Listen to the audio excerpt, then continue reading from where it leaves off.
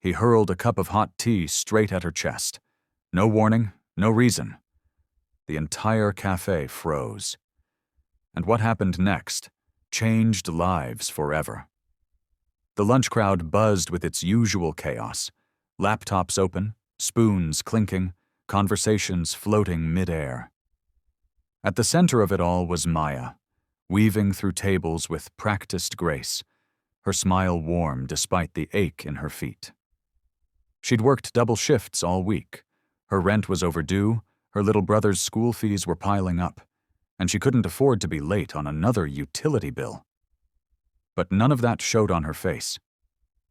Then the door flew open. A man in an expensive-looking coat, sunglasses still on indoors, stormed in. He didn't wait to be seated. Instead, he dropped into a booth and slammed the table. The room quieted for a second, then resumed its hum. Maya glanced toward him and approached with a polite smile. "Good afternoon, sir. Can I get you started with—" "Hot tea," he snapped. "Strong, no sugar, and fast. I don't have all day." "Yes, sir," she replied calmly, scribbling the order. 15 minutes passed. The kitchen was running behind, and Maya had to juggle 4 tables while waiting for his tea. She could feel his glare burning into her back. Finally, the cup was ready. She carefully carried it over, steam curling from the rim. "Here you go, sir." Before she could finish, he snatched the cup and took a sip, his face twisted. "This is cold. Are you stupid?" Maya opened her mouth to respond, but before she could speak, the man stood and, without hesitation, threw the entire contents of the cup at her. Gasps erupted around the cafe. Maya stood, soaked and stunned. Her apron clung to her chest, her blouse stained with tea and shame. For a few agonizing seconds, no one moved. Then, from the back corner, a chair scraped against the floor. A middle-aged woman in a crisp navy suit stood and walked briskly over. She knelt beside Maya, pulled a handkerchief from her pocket, and gently began dabbing the hot liquid from her arms. "You're okay. You're okay," she whispered softly. The angry customer looked confused now, glancing around as judgmental stares began to converge on him. His arrogance faltered. "I don't care who you think you are," the woman said firmly, rising to face him. "That wasn't tea you threw. That was your entitlement." He scoffed, trying to regain control. "This isn't your business." "It is now," she said, "because I own this cafe." The room went silent again. Maya blinked, still shaking. The woman looked at her, gently placed a hand on her shoulder and said, "Come with me." The customer opened his mouth to argue, but this time 2 other customers stepped forward. "Leave," one of them said. The man turned, his pride in pieces, and stormed out back in the small office behind the kitchen. The woman offered Maya a towel and sat beside her. "I'm Rachel Liang," she said. "I just acquired this chain last month. I was here to observe service. I saw everything." Maya wiped her face. "I didn't mean for that to happen. You didn't do anything wrong," Rachel said. "But you stood there, calm and composed, when most would have broken. That tells me more than any resume ever could." Rachel leaned back. "You're not just a waitress. You're a leader. And I think I have an idea that might interest you." Maya sat still, clutching the towel in her lap, trying to process what Rachel had just said. A leader?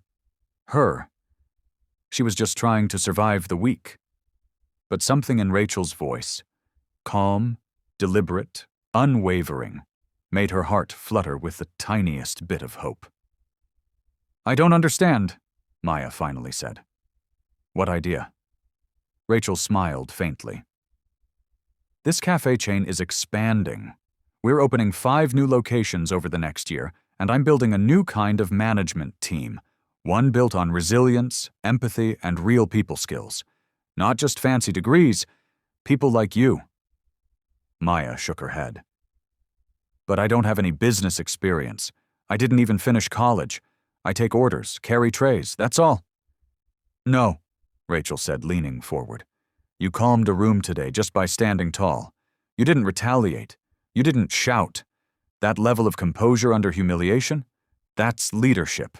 And let's not forget, I watched you run this floor like a symphony for the last hour. Maya didn't know whether to laugh or cry. The words felt too big for her skin. I'm not saying it'll be easy, Rachel continued. There's training, long hours. Some days will feel like today. But there's a regional manager role opening next month. You'd start as an assistant to learn the ropes. Salary, benefits, flexible hours, enough to help your brother and yourself.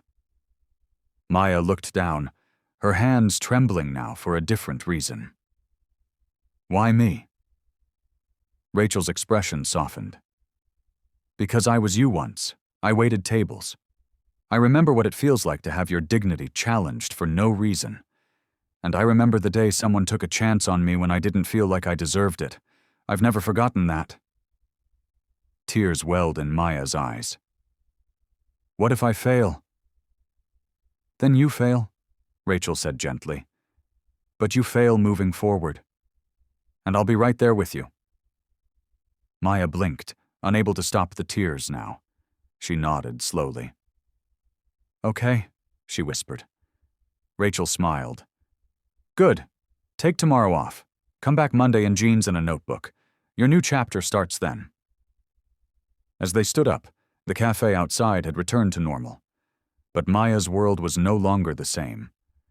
The woman who entered work that day with aching feet and a heavy heart was walking out with something she hadn't felt in years. Possibility. The next morning, Maya awoke to unfamiliar silence. Not the anxious kind, filled with worry, but the kind that followed a good decision. Sunlight streamed through the thin curtains of her small apartment, and for once, it didn't feel like the light was mocking her situation. She turned to see her little brother, Jaden, still asleep on the couch they shared. His arm was wrapped around a worn-out math workbook, and she smiled. They had made it this far. After dropping him off at school, Maya found herself walking, not to the cafe to clock in, but to a nearby park. She sat with a coffee, still in disbelief.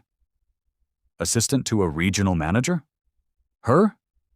It felt surreal, like trying on someone else's coat and realizing it fit perfectly. Her phone buzzed. A message from Rachel. Hope you're resting today. Just a heads up. Your story's already spreading. Thought you'd want to see this attached was a link. Maya clicked. A local news article. Hero waitress stays calm after assault. Cafe owner's powerful response goes viral. Below it, a photo of Maya, soaked in tea but standing tall, her jaw clenched and her eyes defiant. The moment had been captured by someone in the cafe and posted online. Thousands of comments poured in. She handled it with such grace. That man should be banned from every restaurant. She deserves a promotion and a raise. Maya's hands trembled. Not from fear this time, but from something else. Recognition. For years, she had felt invisible. Just a worker, just a girl trying to keep her head down. And now, the world was seeing her. Later that evening, she returned to the cafe. Not in uniform, but in a simple hoodie and jeans, to thank Rachel again in person.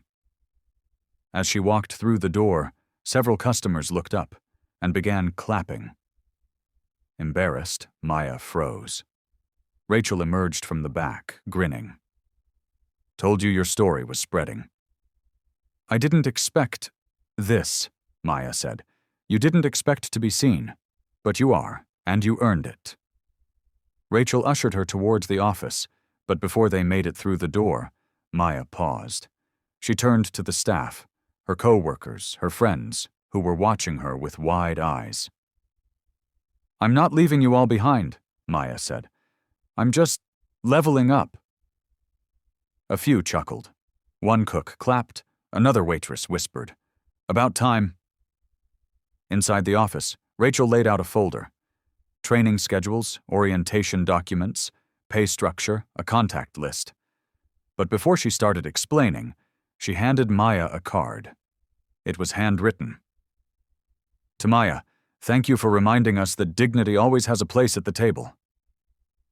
Maya's eyes welled again. Ready to build something together? Rachel asked. Maya nodded. More than ever. And as she walked out of the cafe that night, Maya no longer felt like someone holding on by a thread. She felt like someone holding the pen, writing her own story. 2 weeks later, Maya stood at the front of a new cafe under renovation. The space was still rough, bare walls, crates of furniture, and the smell of fresh paint. But to her, it was beautiful. It was the second location Rachel was opening that year, and Maya was shadowing the regional team to help get it ready. She wore a new badge, Assistant Manager in Training, and on her clipboard, in bold letters, was the opening schedule, handwritten by her. "Hey, Maya," called out a young barista in training, struggling to lift a box of mugs. "I got it," she said, rushing over. "You don't have to prove anything on your first day." The girl smiled, grateful. Maya remembered that feeling, trying to be noticed, trying not to mess up. Now she was the one creating space for others to grow. Later that afternoon, during a team huddle, Rachel walked in to check on progress. She stood in the back, arms folded, observing, not just the room, but Maya. Maya was giving directions, guiding the team, and laughing with them. It wasn't just leadership. It was something deeper. Maya was building culture. After the meeting, Rachel pulled her aside. "You're doing well," she said. "And next month I'm nominating you for the Leadership Development Panel. It's a fast track. Regional manager within 6 months if all goes well." Maya's eyes widened. "Wait, me?" Rachel smiled. "Still surprised?" "Always," Maya said, "but I'm learning to lean into it." That evening, she took the long way home, stopping to pick up Jaden's favorite dinner, chicken teriyaki and a cupcake with a little chocolate football on top. When she opened the door to their apartment, Jaden was at the table, struggling with a science worksheet. He looked up. "Hey, how was work?" Maya grinned. "Busy, but good. Hey, I got something for you." He tore open the cupcake wrapper like it was Christmas. As they sat together, Maya helped him with his homework, remembering the days she barely had time to breathe, let alone dream. But everything was different now. Not because someone handed her a miracle, but because someone saw her, believed in her, and gave her the chance to rise. Across town, the man who threw the tea was dealing with fallout of his own. The viral video had reached his office. Clients canceled meetings. His arrogance cost him more than his pride. His company issued a public apology. But Maya didn't follow any of it. She had no time for bitterness. She had moved on. Weeks turned into months. Maya soon oversaw multiple locations. Employees sought her out not just for direction, but for wisdom. Her story became part of the company's onboarding, shared during orientation as a lesson in grace, resilience, and quiet power. And every time a new recruit looked at her and asked, "Are you the Maya from the video?" she'd smile and say, "That was just the beginning." Because it was. And it turns out sometimes the worst moments in your life aren't the end. They're the push you needed to become someone you were always meant to be.